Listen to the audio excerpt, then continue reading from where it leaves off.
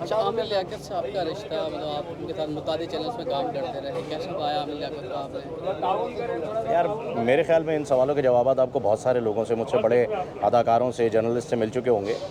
कैसा पाया मैंने उसको तो छोड़िए, कैसा आपने पाया आमिर लियाकत को ये बताइए।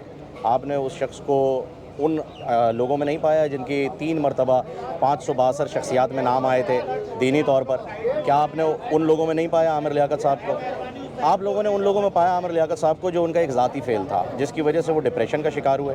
मेरी गुजारिश यही है कि अल्लाह के वास्ते उस डिप्रेशन को कम कीजिए। अभी मौका है आपके पास, एक आमिर लियाकत चला गया है, हज़ारों लाखों करोड़ों बाकी हैं। उनके साथ ये खेल मत खेलिए जो आप लोगों ने उनके साथ खेला, आमिर लियाकत के साथ खेला है। ये मेरी गुजारिश भी है, ये मेरी दुआ भी है। और मेरे ख़्याल में ये रिवायती बातें बहुत ज़्यादा हो गई कि जी बड़े अच्छे इंसान थे, बहुत नेक थे, ये थे, वो थे। हर कोई जानता है कौन कैसा है, कौन कैसा नहीं है। किसी को जज करना बंद कर दें खुदा के वास्ते।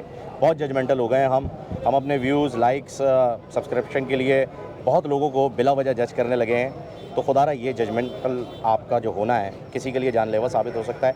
ठीक है, दम घुटने से उनका इंतकाल हुआ है, ये बात सही है, लेकिन इसके साथ साथ जो प्रेशर उन पे था, जो डिप्रेशन था, जिस वजह से वो उस बंद कमरे में मौजूद थे, उसके बारे में सोचिए यार। वो आपका और हमारा बनाया हुआ है। तो खुदारा इस चीज़ से परहेज़ कीजिए आगे आने वाले दिनों में, और तौबा कीजिए, अल्लाह ताला से हिदायत मांगिए। आप भी मांगिए, मैं भी मांग रहा हूँ कि हमारे भी गुनाह माफ़ हों, आपके भी हों।